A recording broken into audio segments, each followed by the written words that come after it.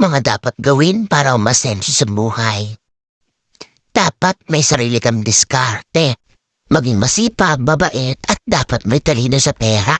Marunong makipagkapwa-tao, maka-Diyos. At hindi pa namura. Huwag madamot at tuso. Huwag mapanglamang, maging batas lang.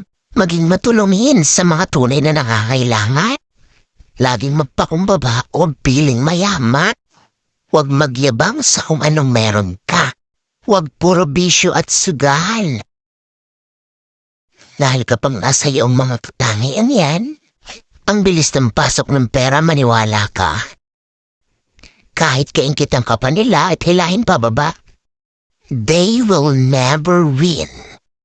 Dahil ang tao may mabuting puso, ang nasa itaas ang gagawa ng paraan para iangat ka at iangat ka.